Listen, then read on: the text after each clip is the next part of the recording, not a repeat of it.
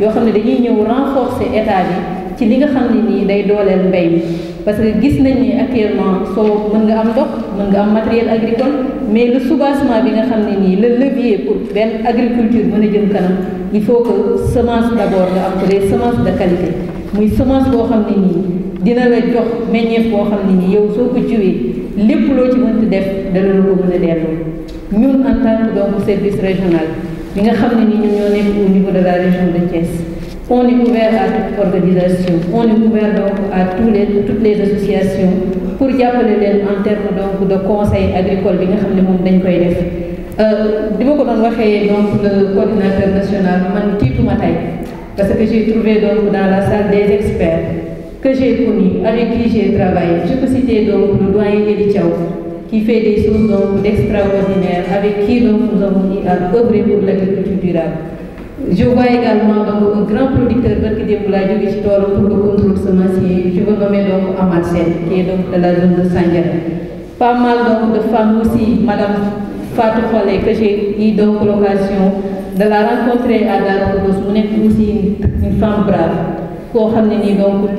jaral na ko lépp loo xam ne da ciy yëngu da ciy dem ba jeex. Donc ñooñu soo ñëwee INAPAD ñu nekk ay acteurs engagés wu pour ñëw bokk ak yéen xeex bi yaakaar naa ne sañ naa wax ni tiituñu parce que sooy def dara nga gis ñoo xam ne nii xamoo leen ci yenn positionnement bi mën ngaa ragal mais soo gisee ñoo xam ne da leen di jaral suba ngoon bu dégg bëccëg ñu nekk ci kon da ngay am yaakaar bu baax a baax te yaakaar naa yaakaar boobu noonu yaakaar bu ne dina tas donc INAPAD aussi xam naa ne comme ni ma ko waxee léegi day nekk jàppal ma jàpp parce que association la union la mais am na lépp loo xam ne mënoo commencé tey rek mënal sa bopp lépp da ngay def benn pas comme ni ko ñeneen ñi suggéré mooy que ni am na ñoo xam ne dañoo bëgg ñu dugal yeneen volet ci biir certes ñoom loolu prendre nañ ko en considération mais ñoom dañoo jàppoon ne ñetti volets yi nga xam ne mooy volet primaire yi ci la ñuy commencé débuter au fur et à mesure yi ñuy dugal yeneen volets yi parce que loolu lépp loo gis investissement la encadrement la orientation la. Donc budget bi aussi souvent c'est pas quelque chose donc une mince affaire donc loolu moom moo tax coordinateur bi comme ni mu ko waxee ne lépp loo xam ne nii développement la lépp loo xam ne day suqali mbay mi lépp loo xam ne day suqali élevage parce que soo jëlee agriculture ak élevage ils sont inséparables kii li muy produire moom la jur gi di dundee jur gi ci la ñuy jàpp pour mën a def suñu agriculture donc yaakaar naa ne mu nekk ñaari secteurs yoo xam ne ñi kenn mënu leen tukku béyul également doo transformation bi ci li nga jiw ci lay jógee donc c'est des filières yoo xam ne nii sont interconnectées de telle sorte que ne acteur bu ci nekk day jàpp côté jàpp bañ a bàyyi de telle sorte que lépp loo xam ne nii wax nañ ko fi ku nekk soo demee nga wasaare ko ci ñi nga xam ne nii yow yaa leen jiite parce que comme ni mu ko waxee léegi képp ku fi ñëw da nga nekk représentant quelque part représentant bi nga doon nag da nga saa bi soo ñëwee loo fi jëlee da nga koy wasaare ñoom ñu mën a xam parce que jiite nit dafa métti mooy lan mooy que ne loolu lépp loo xam ne da nga ko faa jëlee pour muy leer da nga koy wasaare ak ñoom pour que ñoom ñu mën a xam ne INAPAD lii moo ko yëkkati parce que su demee ba ci biir mu am ay retombées yoo xam ne nii bénéfice la ci ñi nga xam ne ñoom ñoo ko sos war nañ cee mën a sentir seen bopp tax loolu moo tax INAPAD tur li may wax rek mooy que ne en tant que donc service de l'agriculture dañuy renouveler toujours suñu accompagnement bi nga xam ne nii yàgg nañ ko def ci ñeneen ñi yàgg nañ ko def ci association yi yàgg nañ ko def ci ONG yi nga xam ne dañuy ñëw pour ñu appuyer leen en terme donc d'orientation en terme donc d'encadrement je pense que bien que loolu aussi moo ñu fi teg donc par rapport à ça am na ay préoccupations yoo xam ne nii ça donc revient au comité donc de l'INAPAD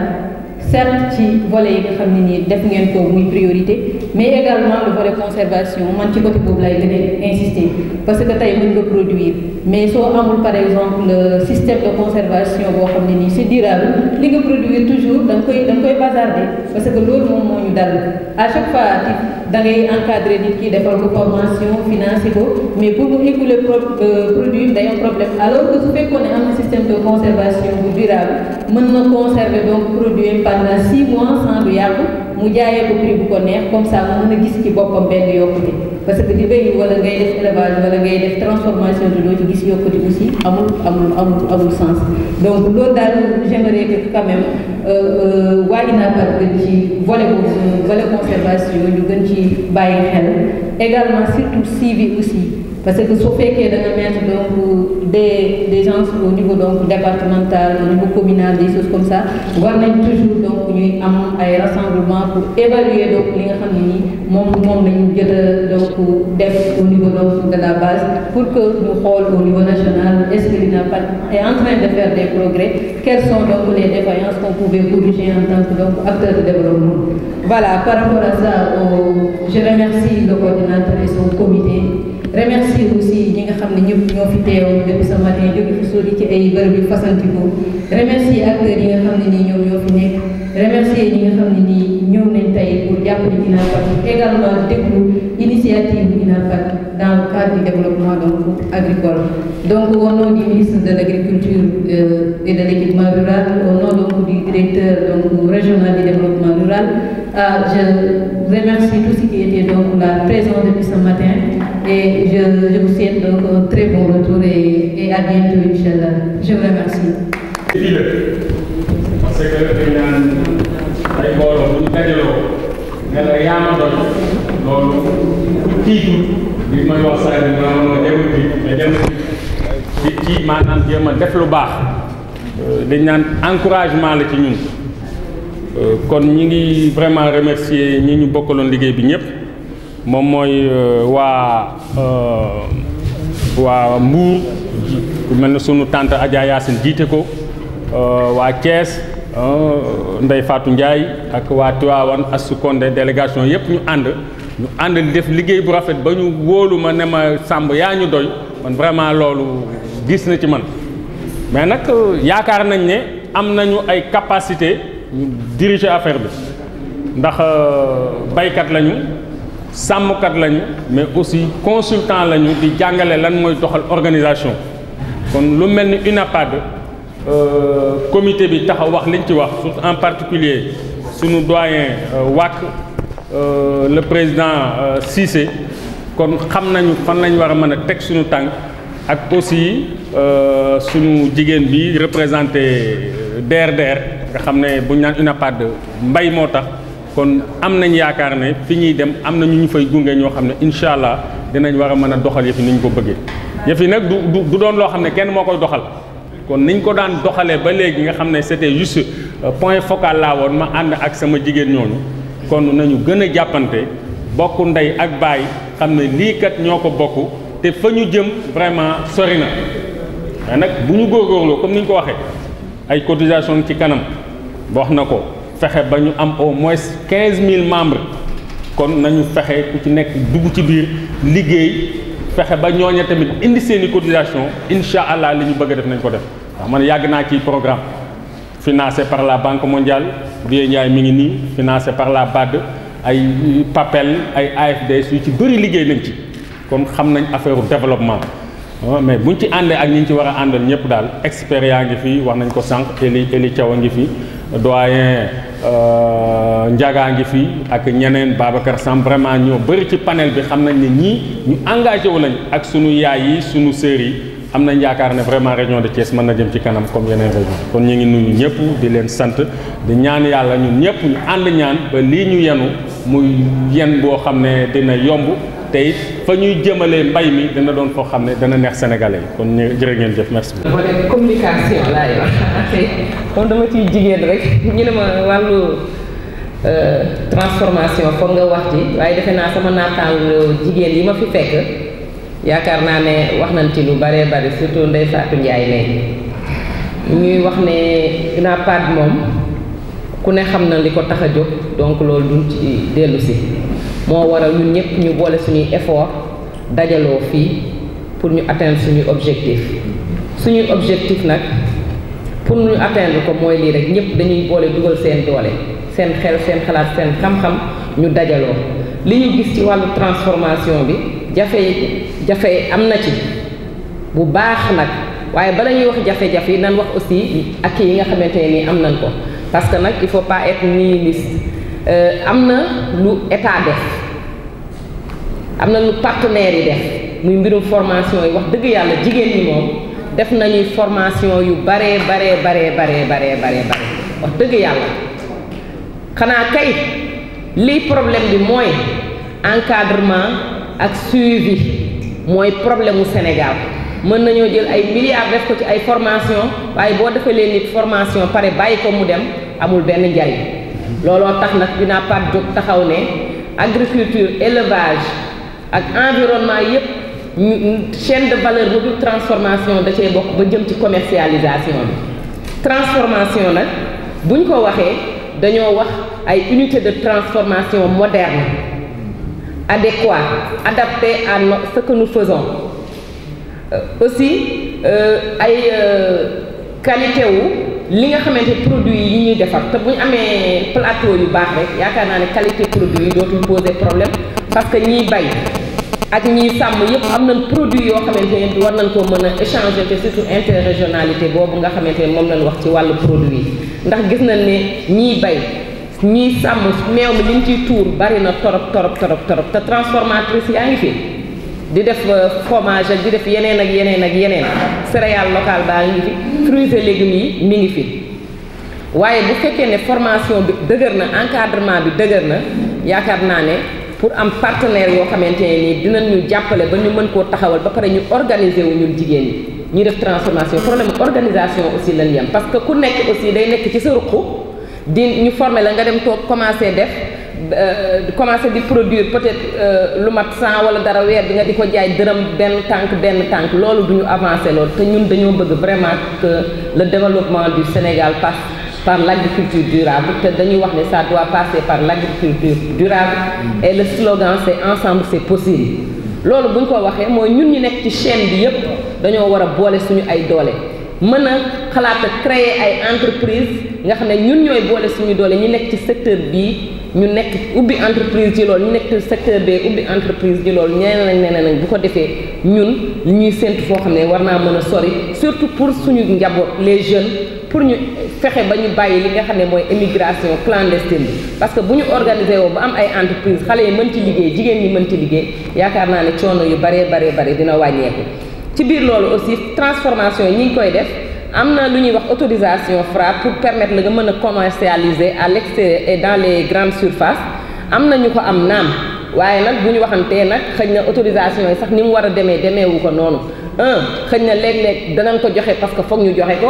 bi ci des mooy qualité produit bi parce que dañuy def transformation am na ay jafe-jafe yu nekk ci biir boo tegee produit bi 2 jours mu explosé ndax xëy na conditions yi ñu koy dencee ak yooyu ça pose problème kon pour ñu am numéro Fra aussi day poser problème kon loolu lépp UNAPAD ñëw na taxaw pour encadrer ñu renforcer les capacités par rapport ak li nga xamante ne mooy autorisation ak suñuy mën-mën pour ñu mën a moderniser suñu ay produits yi nga xamante ni moom la ñuy def emballage bi aussi posé na problème ci niveau distribution bi parce que emballage yi nga xamante ne ñun moom la ñuy am wax dëgg yàlla boo ko xoolee doo ko sax bëgg a xool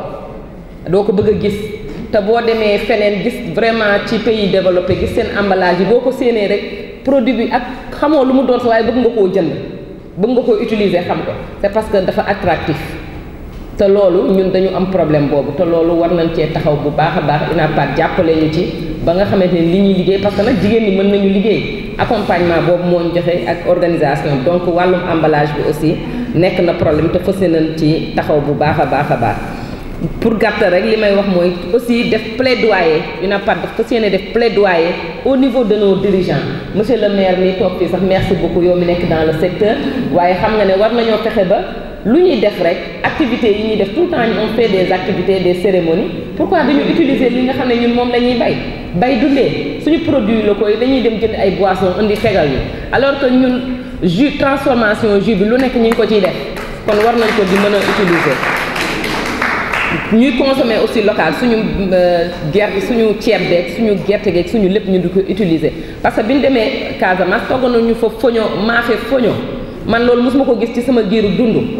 waaw xam nga loolu nekk na loo xamante ne ñoom war nañ di def ay du concours culinaire sax mais démonstration culinaire pour ñoom la ñu xam ñu indil ñu ko ci benn waa Thiès aussi li ñu xam ñu yóbbul ko waa Saloum ñu indil ko waa Dakar loolu mooy sensu UNAPAD pour ñu boole suñu ay doole loolu lépp nag bu waree am day fekk ñu li ma waxoon ci njalbeen rek góor jigéen mag ndaw ñëpp nekk c'est des acteurs les acteurs de développement ak ñi nekk ci chaîne bi yëpp ñu impliqué wu à la base di joxe aussi information bu ko defee nit ñi mën a xam lan mooy UNAPAD ñu xam ne dañoo war a bokk ñu war a fexe mu jëm ci kanam encore une fois ensemble c'est possible, réunissons nos efforts. Je souhaite plein succès à vos travaux. Moi, dañu ville de Thiès, le maire de Thiès, le conseiller Thiès de la ville de Thiès dañu am mbégte di leen recevoir fii ci salle de délibération bi nga xam ne mooy salle de délibération de la ville de Thiès. Activité bi nga xam ne nii moom la ñu fiy déroulé tey jii muy assemblée générale bi mooy ñun daf ñoo intéressé man daf ma fekk maa ngi woon état civil ak affluence beeg ouverture des classes yi mais dañ ne ma naa bàyyi ñëw présider réunion bi parce que je suis impliqué dama bokk ci affaire agriculture tout ce qui est agricole, pêche, élevage, agriculture, je suis intéressé.